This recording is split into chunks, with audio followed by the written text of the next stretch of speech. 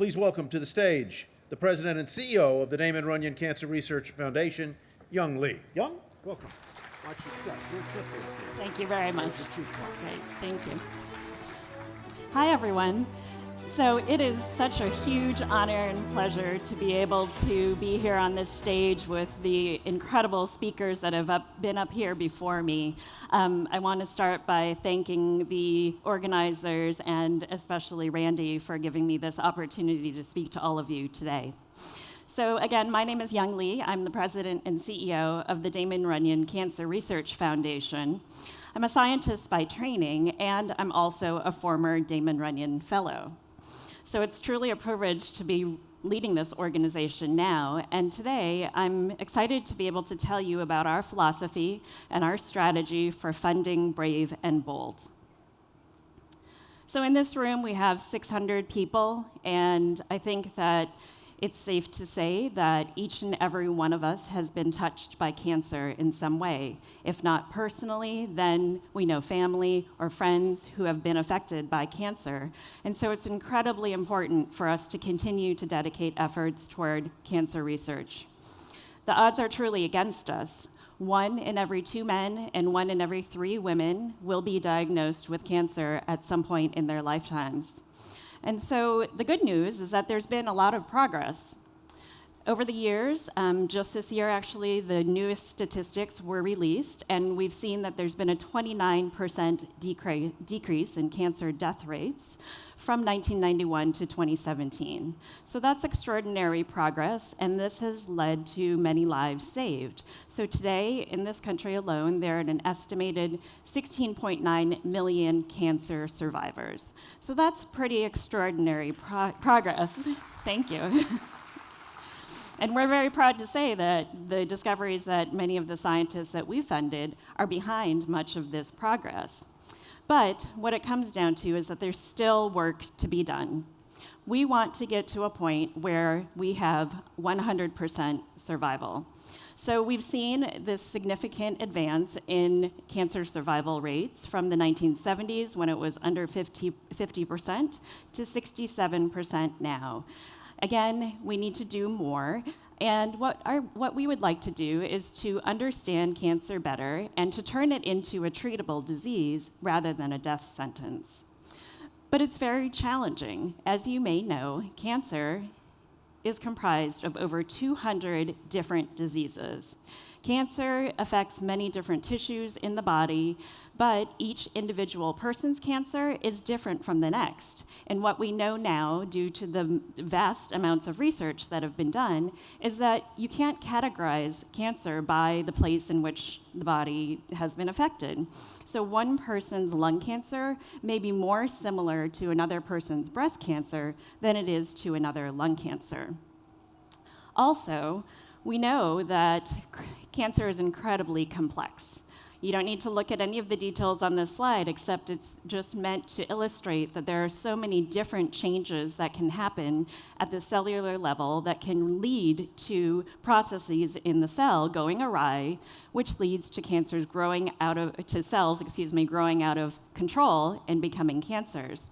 We know now, through the research that's been done, that we can target and treat some of these changes that occur in the cell, but again, there's much more work to be done. So we would like to see more and more research so that we can better understand the changes that are occurring in a cell and better be able to target them in each individual patient so that we can treat cancer more effectively. But here's the problem. The US funding model is broken. When you look at this chart shows the age at which most Nobel Prize winning discoveries were made. And what you'll see on the left-hand side of this curve is that the majority of these discoveries are made by young people before the age of 40. However, when you look at when most scientists receive their first independent source of funding, their first grant from the National Institute of Health, they don't get their first grant until after the age of 42. So what's happening then? If these young scientists don't have resources to pursue these big ideas earlier in their career, then we may be losing opportunities to make discoveries and advances in cancer. What we also know is that the federal research funding landscape is incredibly conservative and safe. So it supports primarily very safe incremental science. So you'll see that less than 1% of the NIH budget is dedicated to fund high-risk research. And again, if we want to make more progress against cancer and have more breakthroughs, we think it's incredibly important to take some risk. So that's where Damon Runyon comes in. So we fund high-risk, high-reward research, and what we do is we identify and enable young scientists who are brilliant, brave, and bold enough to go where others haven't. These are people who are unafraid of challenging convention, pursuing big ideas, and they're not afraid of failing. We support these scientists at early points in their careers, and we provide them with the critical resources that they need to pursue their revolutionary ideas. And our goal is breakthroughs. So how do we do this? In part, it's due to the amazing leadership that we have within the scientific community. And so here on the next slide, you'll see Dr. Bill Kalin. He's at the Dana-Farber Cancer Institute in Boston. I know we have a lot of Boston folks in the room here.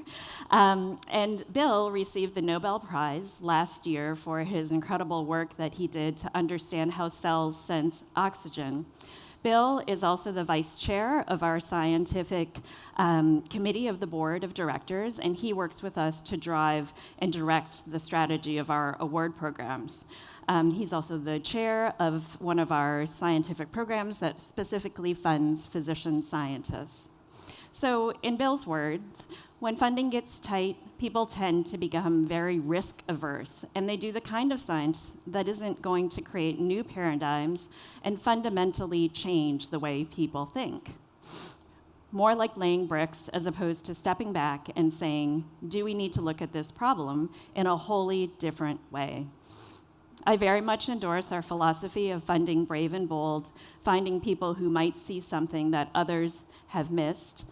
Not everything's going to succeed, but when you do succeed, the payoff is just tremendous. So again, our strategy is to create award programs that are targeted to have the greatest impact on cancer research. We foster new generations of elite scientists and fill gaps in traditional research funding that threaten future breakthroughs. One of the things that we do is to fund scientists that are working on all cancers. So rather than focusing on one particular type of cancer, we have scientists that are working on understanding the fundamental changes that are taking place in a cell, and this has the potential to impact many different types of cancers. They conduct high-risk, high-reward research, and we encourage this. We won't fund people to do safe science, but rather we want them to take risks, be bold, and not be afraid to fail. In fact, we're okay with them failing, because it means that they're pursuing new ideas. And they work across the spectrum from very basic discovery research, which might be focused on cellular mechanisms and changes that are taking place in the cell, and all the way through to work that's more translational, that has the opportunity to be moved directly into the clinic and into patients. So we fund quite a lot of basic researchers who have PhDs in very specific fields, and then we also fund physician scientists who are trained in the clinic, but also are able to do laboratory research, and so they take their observations from the patients that they see in the clinic into the lab. This drives their research questions, and then they can take those findings and move them back into the patient and improve patient care. So in short, we fund revolutionaries. They just happen to work in labs. This is one of our actual scientists who works at Mount Sinai in New York. So I wanted to give you the opportunity to hear directly from one of our scientists. This is Jessie Brown. She's a Damon Runyon Sohn Pediatric Cancer Fellow at Columbia University.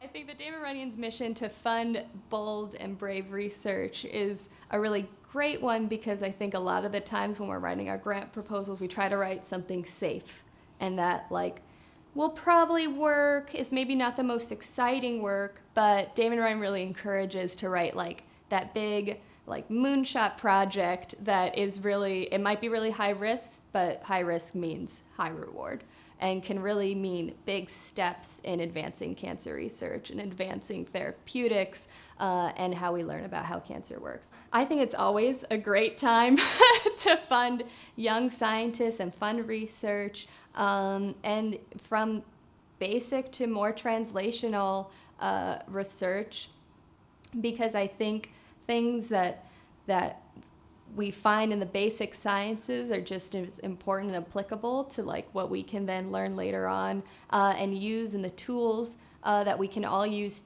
together to kind of come at this very complicated, very smart disease that seems to get at us at every turn. But I think that we're really coming at it from a lot of different angles now and are really starting to get a handle on what the best types of therapies and treatment approaches that we should be striving for in cancer research. So we have a number of scientific committees that are comprised of leaders in their field, people like Dr. Bill Kalin, a recent Nobel laureate, and they work with us and they volunteer their time to select this next generation of leaders. So the pool of eligible scientists out there is quite large, but what we're looking for is people who are highly qualified, and then within that group, we select only the very best of the best. And so fewer than 10% of the people that apply to Damon Runyon will receive actual grants. So we set the bar really high.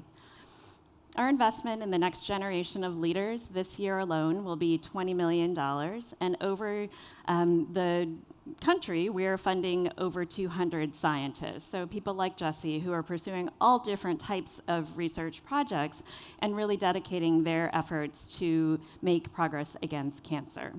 Our organization has been around since 1946, and in that time, we have funded over $375 million to cancer research and over 3,750 scientists. So as you can imagine, this creates this extraordinary community of brilliant minds who are all focused on important questions in cancer.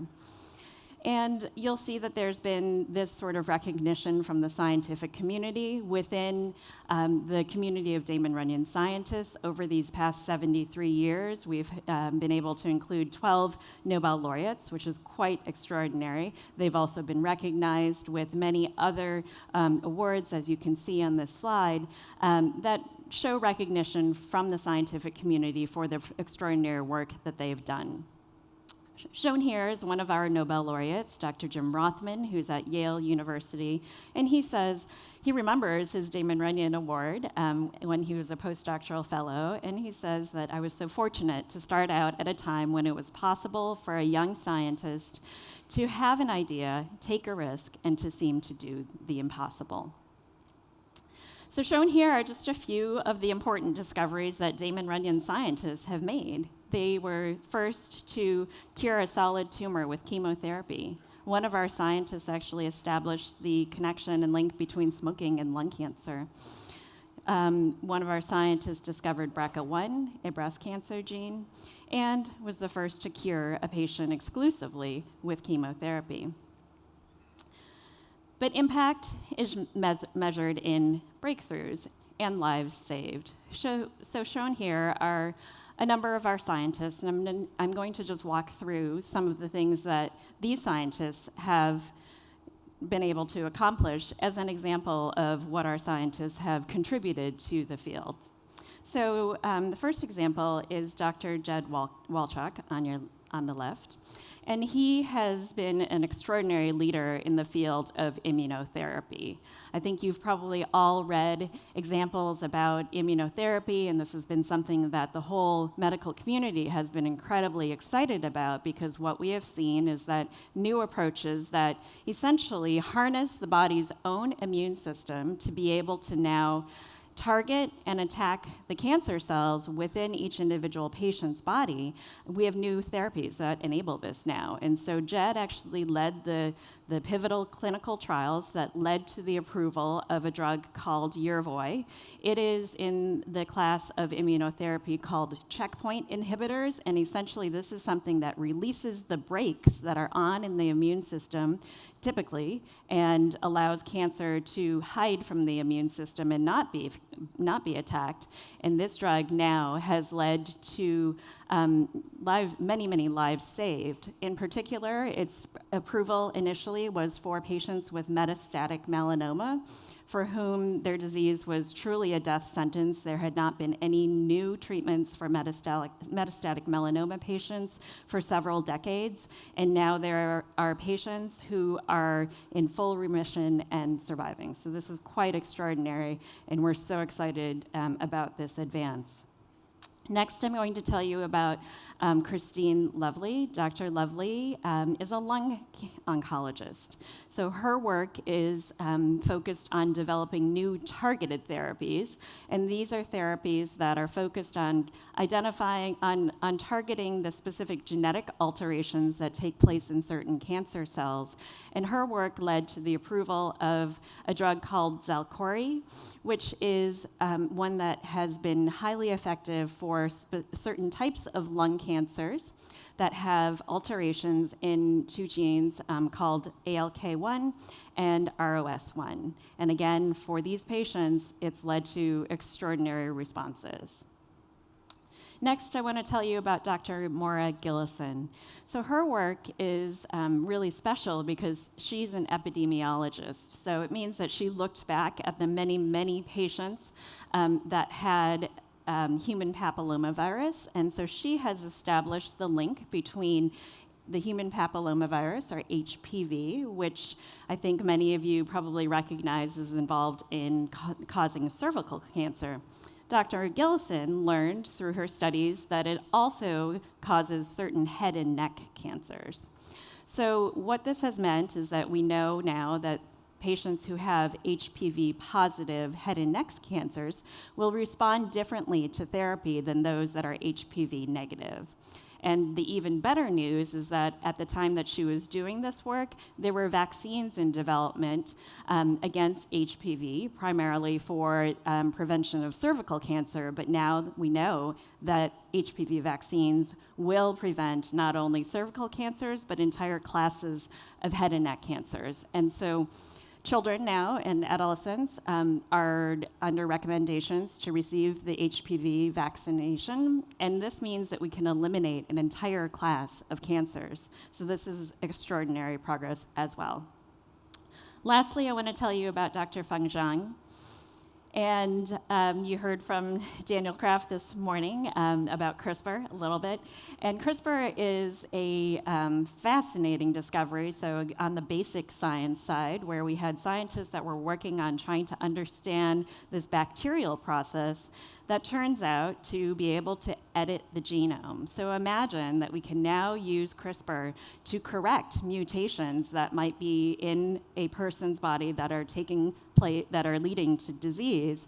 And as Daniel mentioned, it's now being applied to diseases such as sickle cell anemia in patients today.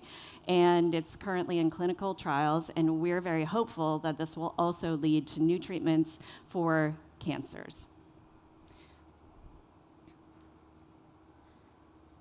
And in my last minute or so, I'd like to give you the opportunity to hear from another one of our scientists.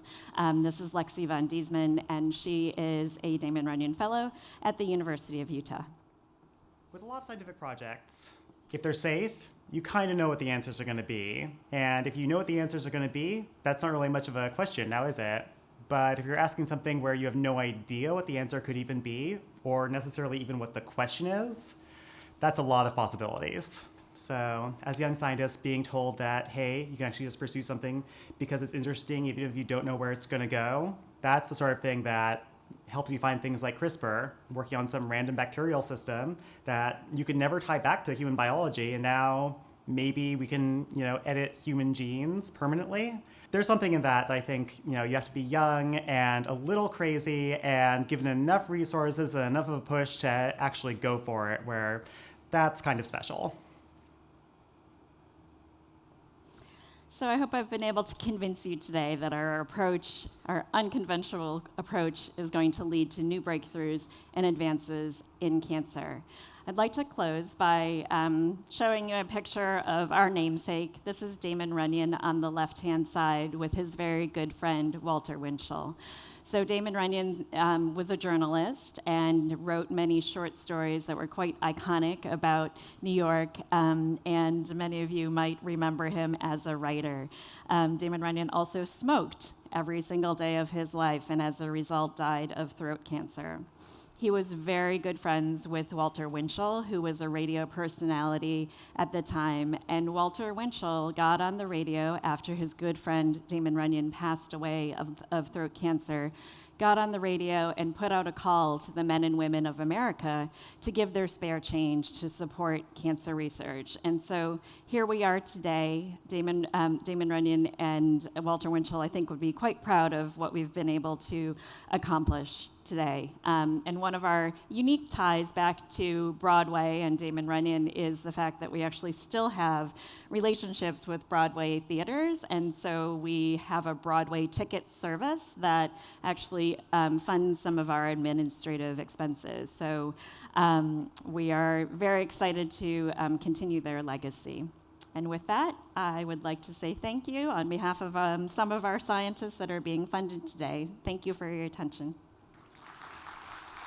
Thank you so much. Thank you. Young Lee, thank you very much.